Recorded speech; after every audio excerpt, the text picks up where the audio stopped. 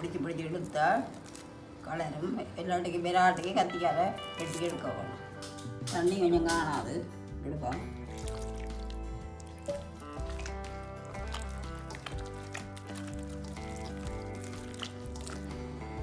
களி தடிப்பாக கிடக்குது. அப்போ டிப்பன காலில் விராதான் களி. இப்போ கொஞ்சம் தண்ணியாக விட்டு இறந்து விட்டு இதை நாங்கள் கொதிக்கிற மட்டும் காய்ச்சோம். இதுக்கு மா போடுறதுக்கு சரியான அளவு வேண்டு இல்லை. நான் உங்களுக்கு காட்டுறேன் என்ன பதத்தில் போட வேணும்னு சொல்லி. அதாவது எண்ணெய்க்கு போடைக்க விழுற பதம் விடும். சரி, நாங்கள் வந்துட்டுது எடுப்போம். எல்லாருக்கும் வணக்கம். நாங்கள் இன்றைக்கு பனங்காய் பணியாரம் செய்து காட்ட போகிறோம். அதுக்கு 3 பனங்காய் எடுத்து வச்சுருக்கலாம். இப்படி 2 பனங்காய் இருக்குது. அப்போ இதை சில பேருக்கு பனங்காய் பிணைய தெரியாது. அப்போ அதை என்னம்மா என்று எடுத்து காட்டுறேன். இப்போ இதை உடைக்க வேணும். இதை சொல்கிறது பனைவில்லைன்ட்டு.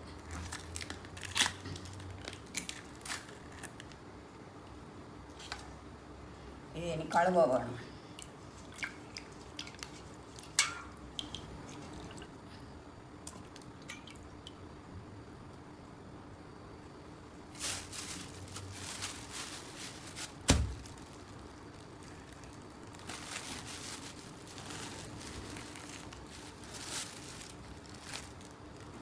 இதுக்குள்ளே ஒவ்வொன்றுக்குள்ளே 3 வெங்காய விதை இருக்கும். அதை பிரித்து உரிக்க வேணும்.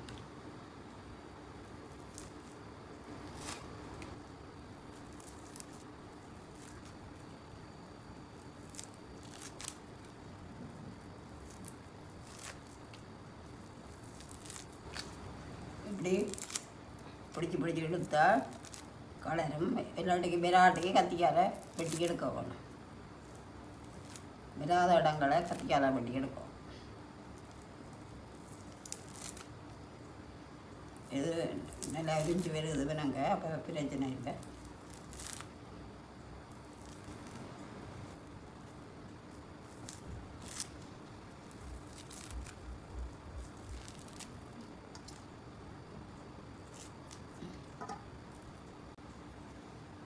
இப்போ பனங்காயெல்லாம் முடிஞ்சது. நாங்கள் கொஞ்சமாக தண்ணியை விட்டு பிசைய வேணும். எனக்கு விட்டால் தண்ணியாக போகும். இப்போ கொஞ்சமாக விட்டுத்தான் பிணைஞ்சு எடுப்போம்.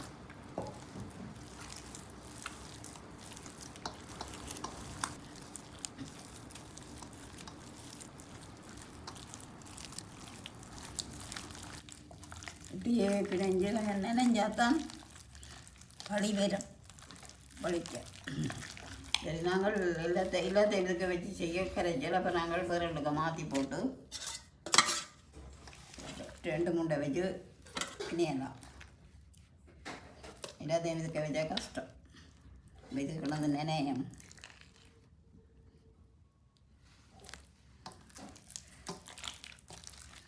சரி, இனி இவ்வளோத்தையும் பிணையம்.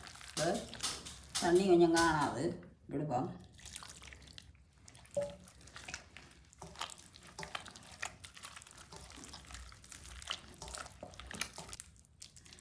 தண்ணி நாங்கள் கணக்க போட்டால் தண்ணிங்கன்னா களி தண்ணியாக போகும். அப்போ கணக்க போட்டால் கொஞ்சம் வைரமாக இருக்கும்.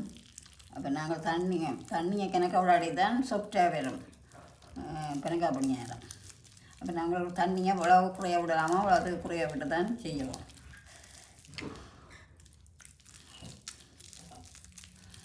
இப்போ நாங்கள் பெருங்காயிலிருந்து வலிச்செடுக்கிறேன். பெருங்கட்டையிலேருந்து வலிச்செடுக்கிறேன் களியை. இதை இப்படி வலிச்செடுத்து போட்டு மிச்சத்தை என்ன செய்யணும்னா நாங்கள் இதை கரண்டியால் வலிச்செடுத்தா சுவோம்.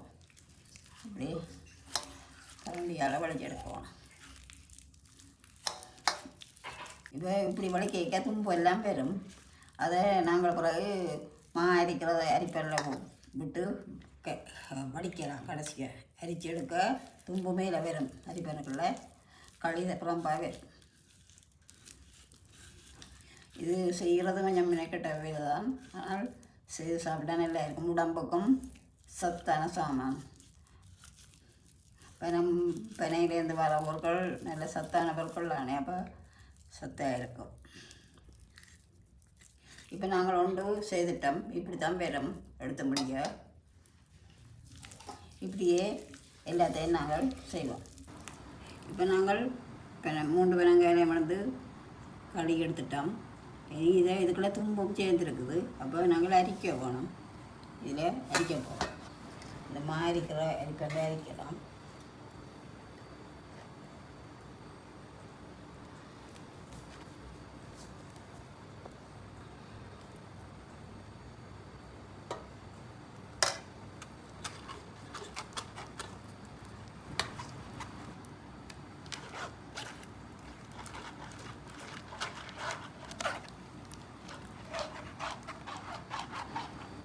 களி தடிப்பாக கிடக்குது. அப்போ அரிப்பன காலில் விடாதான் களி. இப்போ கொஞ்சம் தண்ணியாக விட்டு கலந்து விட.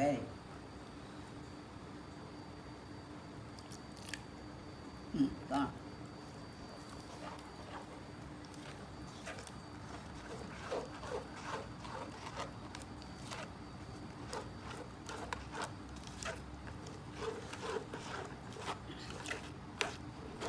சரி, நாங்கள் பனங்களி வடிச்செடுத்து போட்டோம். இவ்வளோ தும்பும் வந்தது. இப்போ இது களி. இதே நீ காய்ச்ச வேணும். நாங்கள் இனி நான் களி எப்படி காய்ச்சுறேன்னு காட்டுறேன். இப்போ நாங்கள் பனங்களியை தாச்சியில் விட்டுருக்குறோம் காய்ச்சறதுக்கு. என்னடா காய்ச்சினா தான் கசப்புத்தன்மை போகும். சரி, நாங்கள் அடுப்பை மூட்டுவோம்.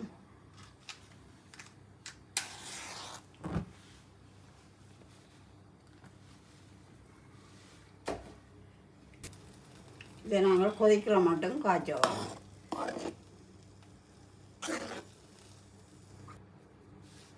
இப்படி கொதித்து ஆவி போக நிப்பாட்டினா சரி. கிட்டத்தட்ட நாங்கள் ஒரு 6 நிமிஷம் காய்ச்சிருக்கிறோம். பெனங்காயும் நல்லா ஆற விட்டுத்தான் அப்புறம் மாவு சேர்த்து பெனங்காய் பணியாரம் செய்வோம். இப்போ நாங்கள் களி காய்ச்சி வச்சு நல்லா ஆறிட்டுது. நல்லா தடிப்பாக வந்துட்டுது. இனி நாங்கள் இதை மாவை குழைக்க போகிறோம். இதுக்கு ஒரு கொஞ்சம் உப்பு போடணும். இனிப்பு எடுத்து காட்டுறதுக்காக ஒரு கொஞ்சம் உப்பு.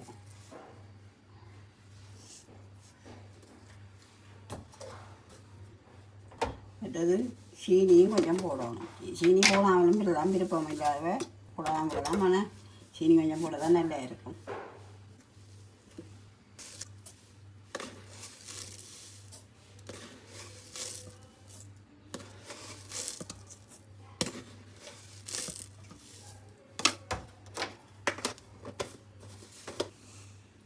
நான் ஒரு 5 தேக்கு சீனி போட்டு நான் கொஞ்சம் கூடவும் போடலாம், குறைச்சும் போடலாம்.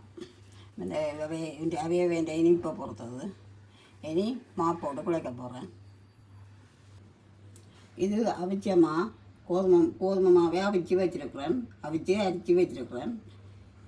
இதை கொஞ்சம் கொஞ்சமாக போட்டு குழைக்க போகிறேன்.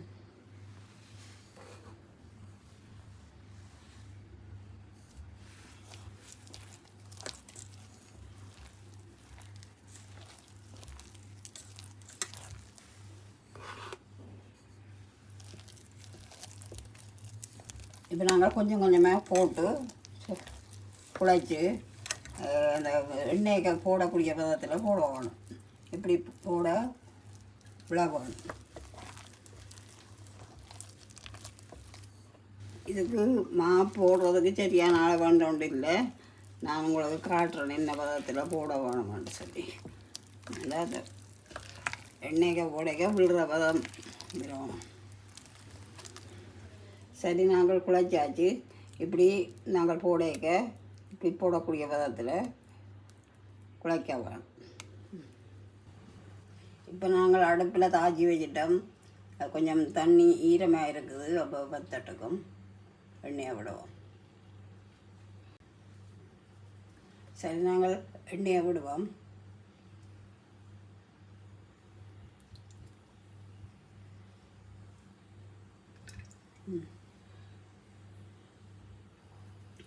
இது பெனங்காய் பணியாரம் மூக்குற அளவுக்கு எண்ணெய் விட வேணும்.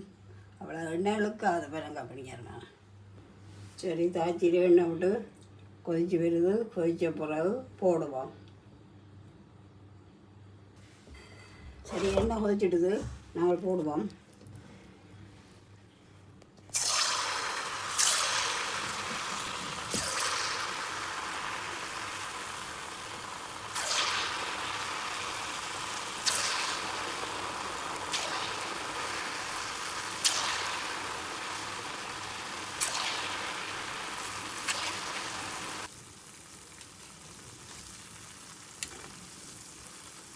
பெரங்கடி எடுக்கிறது தான் பெரிய வேலை. எடுத்து போட்டால் சுடுவோம். சரி, நாங்கள் வந்துட்டுது எடுப்போம்.